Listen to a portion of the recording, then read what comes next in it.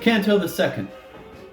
O ye who teach the ingenuous youths of nations, Holland, France, England, Germany, or Spain, I pray you flog them upon all occasions. It mends their morals, never mind the pain. The best of mothers and of educations, in Juan's case were but employed in vain, since in a way that's rather of the oddest he became divested of his native modesty. Had he but been placed at a public school in the third form, or even in the fourth, his daily task had kept his fancy cool. At least had he been nurtured in the north, Spain may prove an exception to the rule.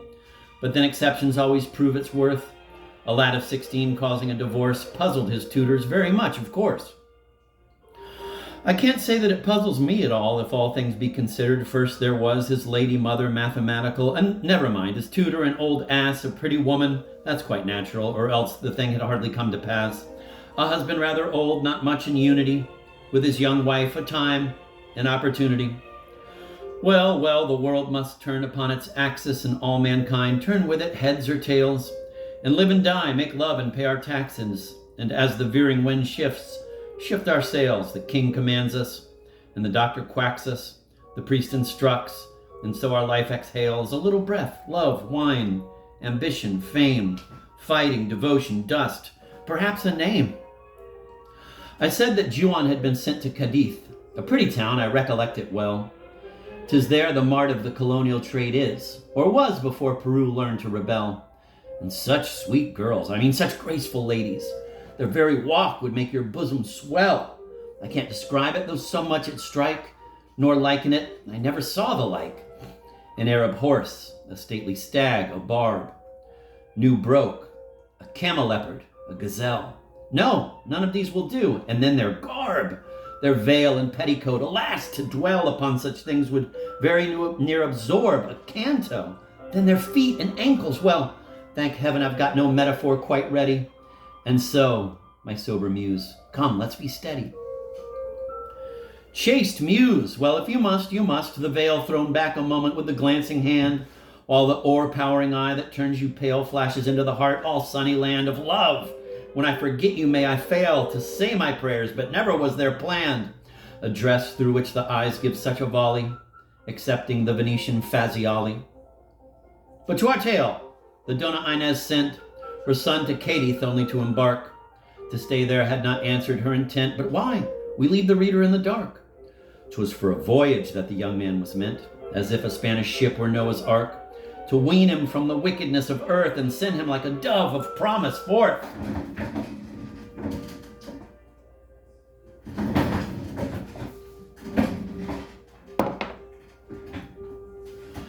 Don Juan bade his valet pack his things according to direction, then received a lecture and some money for 4 springs he was to travel, and though Inez grieved, as every kind of parting has its sting, she hoped he would improve, perhaps believed.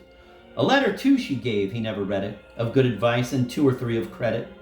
In the meantime, to pass her hours away, brave Inez now set up a Sunday school for naughty children who would rather play, like truant rogues, the devil or the fool. Infants of 3 years old were taught that day, dunces were whipped or set upon a stool. The great success of Juan's education spurred her to teach another generation. Juan embarked, the ship got under way, the wind was fair, the water passing rough, a devil of a sea rolls in that bay, as I who've crossed it oft know well enough. And standing upon deck, the dashing spray flies in one's face and makes it weather tough.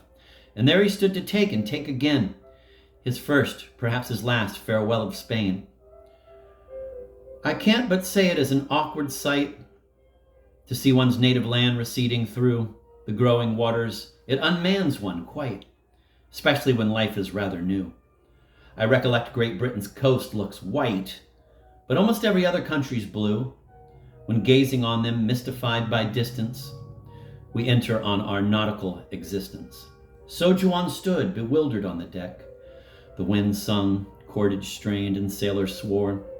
And the ship creaked, the town became a speck, from which away so fair and fast they bore.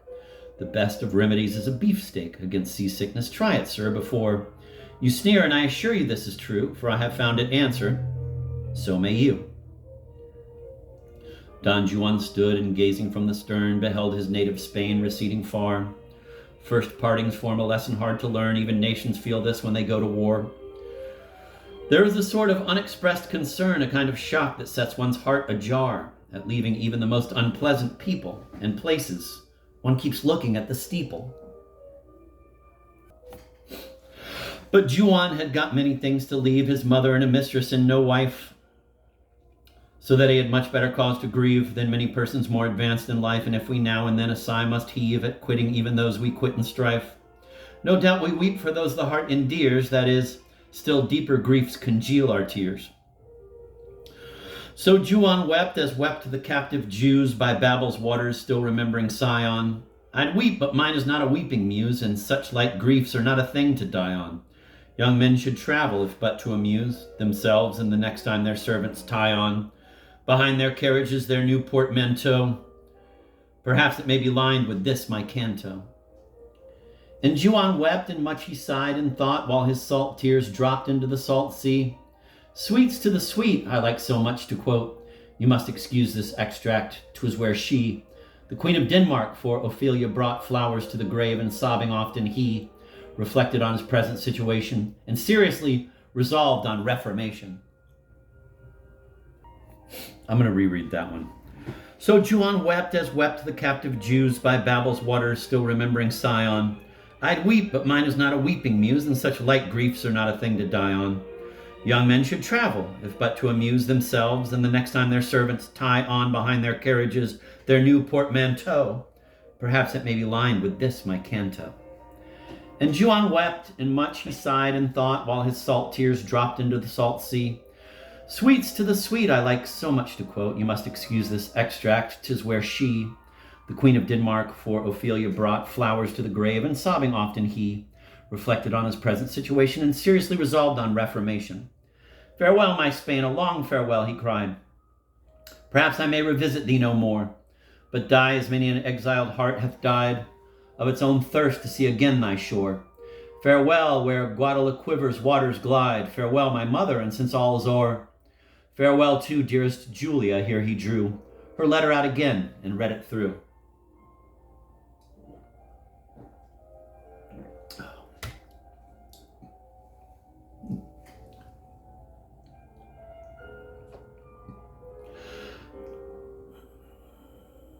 Quote, and oh, if e'er I should forget, I swear, but that's impossible and cannot be. Sooner shall this blue ocean melt to air, sooner shall earth resolve itself to sea, than I resign thine image, O my fair, or think of anything excepting thee. A mind diseased no remedy can physic. Here the ship gave a lurch, and he grew seasick.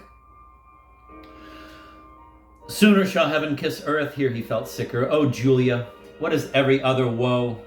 For God's sake, let me have a glass of liquor. Pedro, Batista, help me down below. Julia, my love, you rascal, Pedro, quicker. Oh, Julia, this cursed vessel pitches so. Beloved Julia, hear me still beseeching. Here he grew inarticulate with retching.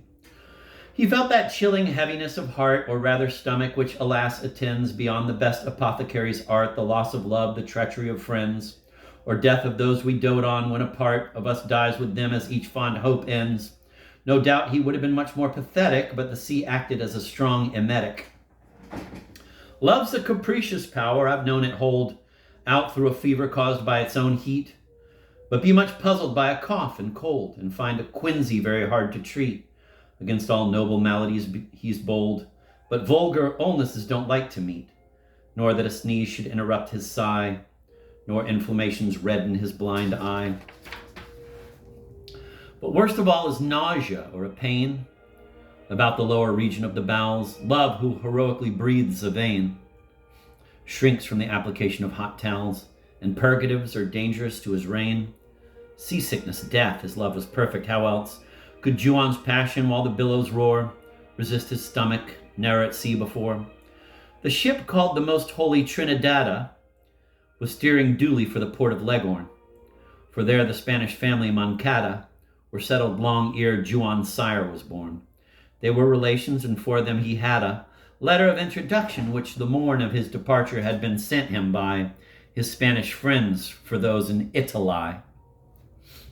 His suite consisted of 3 servants and a tutor, the licentiate Pedrillo, who several languages did understand, but now lay sick and speechless on his pillow, and rocking in his hammock, longed for land, his headache being increased by every billow, and the waves oozing through the porthole made his berth a little damp, and him afraid.